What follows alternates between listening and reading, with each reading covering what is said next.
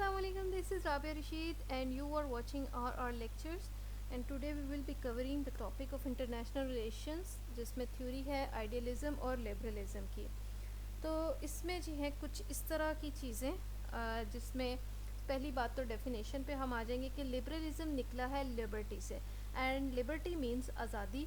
और किस किस्म की आज़ादी, स्पेसिफिकली वो बात करते हैं पॉलिटिकल एंड इकोनॉमिक लिबर्टी की। ठीक है, ये एक डॉक्ट्राइन है that emphasises the rights and freedoms of the individual. यहाँ पे आपने ये बात याद रखनी है कि ये जो इंडिविजुअल है ना, इसकी बात होगी।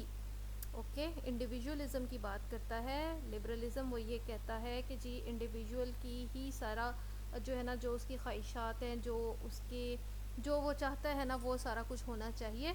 और इस सिलसिले में अगर जो है स्टेट या गवर्नमेंट उसके आड़े आ रही है तो उसकी बात नहीं सुनी जाएगी, उसकी पावर्स को लिमिट किया जाएगा ताकि एक इंसान की, एक शख्स की आज़ादी जो है उसके ऊपर कोई आंच ना आए। अब जी इसमें बहुत सारी चीज़ें हैं, मसलन परपेचुअल पीस थ्योरी जो कि कांट ने प्रपोज़ की थी, फिर इंटरडिपेंडेंस की बात है। लेकिन ये सारी बातें करने से पहले हम इसकी हिस्ट्री पे आएंगे कि लिबरलिज़म जो है ना वो दुनिया में आया कैसे।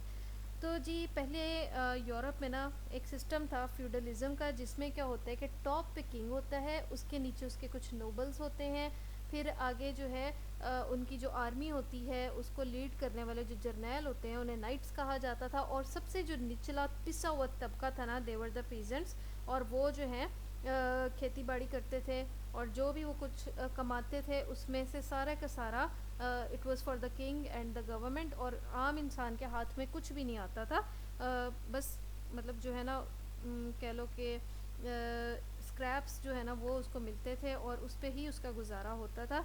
और उसका सपोर्ट करता था पोप। रिलीजन जो है ना वो किंग के साथ था और ये समझा जाता था कि हुकूमत करना it's the divine right of the king. और कोई ना कोई जो है ना आसमानी क़ुव्वत जो है वो किंग के साथ जुड़ी हुई है। इसकी एग्ज़ाम्पल एक बड़ी अच्छी मैं आपको देती हूँ। जो फ़िरौन था, तो मतलब वो अपने आप को खुदा क्यों कहता था, क्योंकि उस ज़माने में इतने सालों पहले से ये एक इट वाज परसीव्ड कि जो बादशाह है उस पर खुदा का हाथ है या वो खुद खुदा है। तो ये चीज़ थी। और जो है ना उस वक़्त के मिडीवल यूरोप में ये बात थी कि पोप को एक बहुत ज़्यादा हैसियत थी और पोप जो है वो उसके बादशाह के साथ मिलके अपनी क़ुव्वत को एक्सरसाइज करता था। अब हुआ ये कि फ्यूडलिज़म के बाद ना एक ऐसा टाइम आया जिसमें जो पेपेसी थे ना, ये एक अपने तौर पे एक सेपरेट इंस्टीट्यूट के तौर पे सामने आना शुरू हुई। और बहुत सारे यूरोप के इलाकों में चर्च ने ये देखा कि हमारी जो है ना इतनी हमारी बात चलती है कि हम किंग को अपोज कर सकते हैं। तो अब ये दोनों चीज़ें कॉन्फ्लिक्ट में आ गई। वेयर एम आई, हाँ यहाँ पे ठीक है। ये जो किंग है ना ये और जो है पेपासी ये आ गए कॉन्फ्लिक्ट के अंदर। अब यहाँ पे मुख्तलिफ़ किस्म के पॉलिटिकल साइंटिस्ट आए, उन्होंने प्रपोज़ की चीज़ें कि जी चर्च का कोई रोल नहीं होना चाहिए, बल्कि ऐसे होना चाहिए कि एक एब्सोल्यूट मोनार्क होना चाहिए। स्पेसिफ़िकली जो है ना मैकियावेली का ये एक आइडिया था। खैर उस दौर में ये सारी बातें इसलिए हो रही थी क्योंकि बहुत ज़्यादा कॉन्फ्लिक्ट चल रहा था यूरोप में। फिर जी यहाँ पे ये होता है कि जो पीजेंट्स हैं और पिसा हुआ तबका है उसको एहसास होता है कि हमारा तो कुछ नहीं होने वाला। तो इस तरह की रेवोल्यूशंस यूरोप भर में वेस्ट में आती रही। फॉर एग्ज़ाम्पल इंग्लैंड में आई, देयर वाज 100 ईयर वॉर्स, ठीक है। फिर यूरोप में 30 ईयर वॉर्स थी। उसके बाद फ्रेंच रेवोल्यूशन आती है, फिर यूएस में भी रेवोल्यूशन आई। सो इस तरह की रेवोल्यूशंस में क्या हुआ कि उन्होंने ओवरथ्रो कर दिया किंग को पार्लियामेंट के साथ मिल के, ठीक है।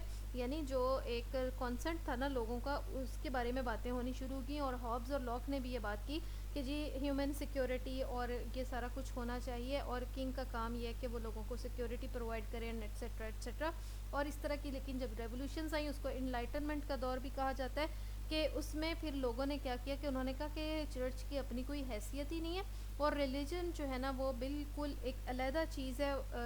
रिलीजन का काम नहीं कि वो स्टेट के कामों में दखल दे और बिल्कुल इनको सेपरेट कर दो। And there is no divine right of the king. और इंसान की आज़ादी है, इंसान की आज़ादी में अगर रिलीजन आड़े आती है या गवर्नमेंट आड़े आती है, हर चीज़ को आप ख़त्म कर दो, उनकी कोई हैसियत नहीं। तो यहाँ से सेक्युलर स्टेट का कॉन्सेप्ट आया।